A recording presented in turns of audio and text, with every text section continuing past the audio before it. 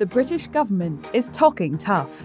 Since the war began in Ukraine, it's imposed strong sanctions on Russia, as well as individuals with Kremlin connections.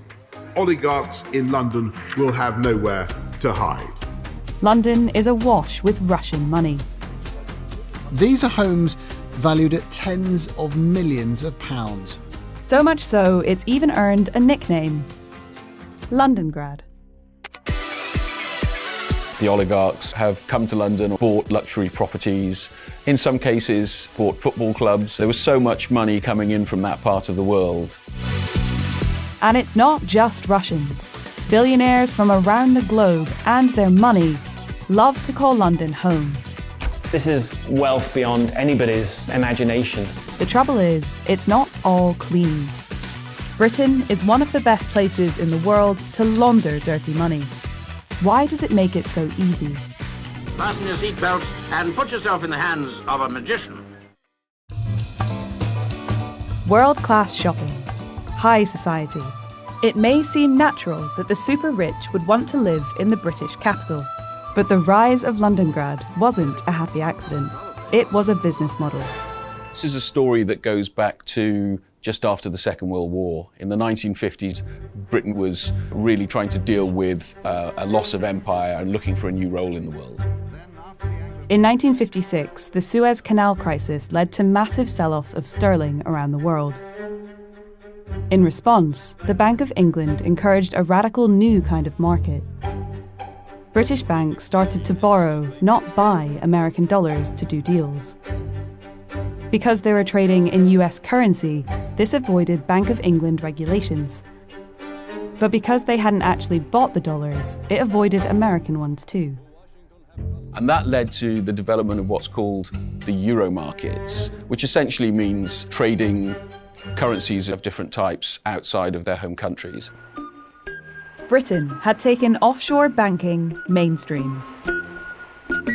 The development of offshore banking was a big turning point because banks generally don't like regulation. And what offshore allowed you to do, essentially, was to use jurisdictions that had lighter regulation and just allowed more freedom when it came to moving capital around the world and storing it. British banking had changed forever.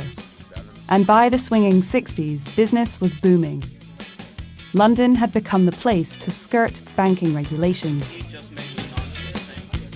And at the same time, you had a whole bunch of offshore territories of the United Kingdom. They were actually encouraged by Britain to develop into corporate services and finance. From the British Virgin Islands to Jersey, by the 1980s, Britain had a web of overseas territories and crown dependencies that were helping clients to hide their cash. And no one seemed to mind where the money was coming from. Grand Cayman's modern claim to fame is as an offshore tax and banking haven.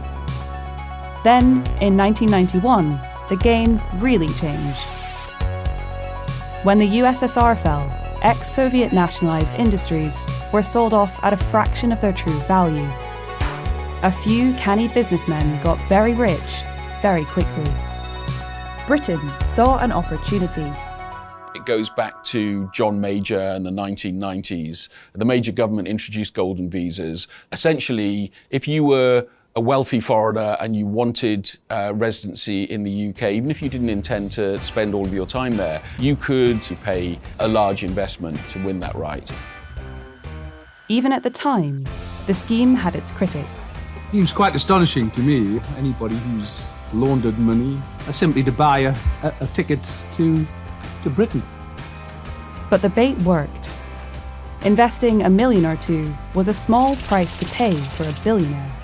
Russia's super rich flocked to make London their second home. Londongrad was born. A lot of the money that comes here is perfectly legal, but tens of billions of pounds of it isn't. So how does Britain help to hide dirty money? If I was an oligarch and I was looking to launder money, I'd probably hire a team, I'd hire a wealth manager, and they would suggest various structures into which I could place my wealth. You would basically come up with a system that would diversify your money and make it virtually impossible for investigators to track that money. If money can't be tracked, no one can prove where it came from or see who owns it now. That's where shell companies come in. If one of those owns the money, it doesn't leave any fingerprints. And setting one up in Britain is easy. You can register a company for as little as £12 in the UK and then use that company to hold a bank account in Latvia or Switzerland. Registering a company at London's Companies House takes just 24 hours. There are very few checks over a person's identity when you register a company.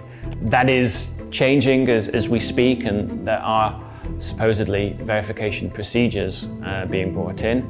But up until now, anybody could register a company. You didn't need to produce a passport or any personal identification. You can register it online from overseas. You don't even have to be the owner of the company. According to the World Bank, Britain is one of the easiest places anywhere to create a company. Is the UK the best place to set up a shell company? Certainly you would put the UK in the top 5, let's say, including the overseas territories, because it's just so easy to register a company here. And in one part of the UK, it's even simpler. Scottish limited partnerships are a type of company that is only available in Scotland, and they have fewer reporting requirements than the rest of the UK. You don't have to file accounts, for example, if turnover is under a certain amount. You can actually say that the company is involved in business, but you can provide no record of what that business actually entails. But on closer inspection, wealth hidden in a shell company still looks like wealth. Putting money into property is a great way of disguising it and keeping it safe. Excuse me for a second. Interesting. That's an iceberg. It goes down as far as it goes up. It's their wrapping up building at this stage. Arthur Dewan's activist group, Clamp K, runs kleptocrat tours of London, showing people mega mansions bought with dirty money.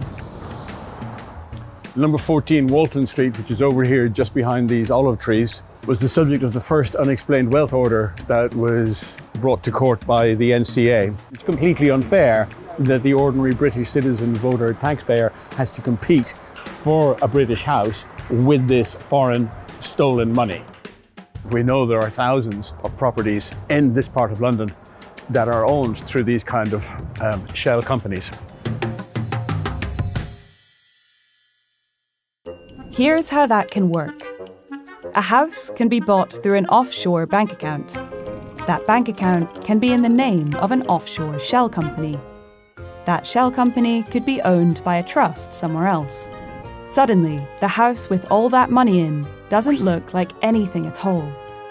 It's a great trick for hiding dirty money.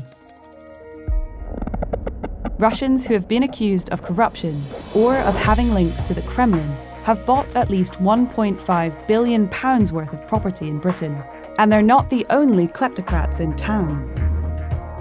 At the same time, real estate prices in the capital have risen to eye-watering levels. Prices are actually rising. They're being pushed up by wealthy buyers active in the market. It all means increased inequality. And a lot of these houses aren't even lived in. An estimated £41 billion worth of property stands empty in London alone. That's more than the total value of all property in Liverpool. This is in a city with a housing crisis. But owning an empty house isn't illegal, which makes seeing when it involves dirty money very hard. It's a challenge that Britain is finding tough to take on. The UK talks a good game. The one thing that's lacking at the moment is sufficient backing for the police, for the National Crime Agency, and for other agencies that look into this.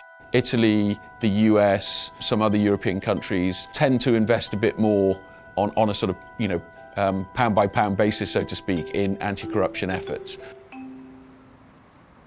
the British government spends just under £1 billion a year tackling financial crime. Money laundering costs the economy over 100 times that.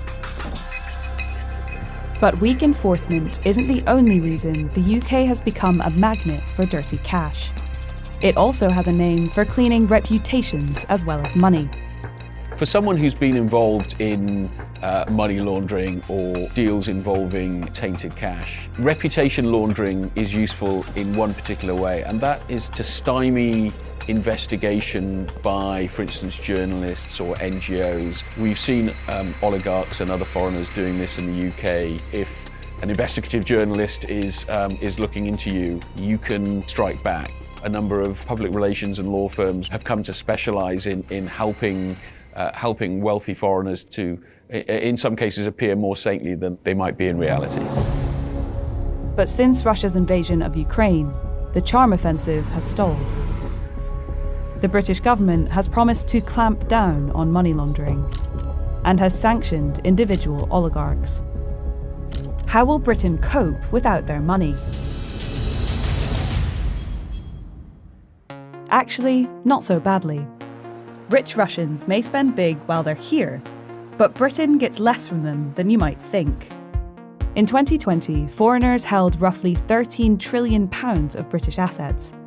Russia's share of that was just 0.16%, a smaller proportion than that of Finland or South Korea. Well, I think there's a question about how much the money that's come in from Russians actually benefits the broader economy. And the potential cost for Britain could be much higher. Well, there's a huge amount at stake when it comes to London and dirty money, because London is one of the world's biggest financial centres, and it trades on being legitimate and on being clean and on being a place where sophisticated investors can come and do business and get financing. If the city is tainted with dirty money, ultimately that's bad for its reputation. Britain has had that reputation for years, but it's taken the war in Ukraine for it to change its tune.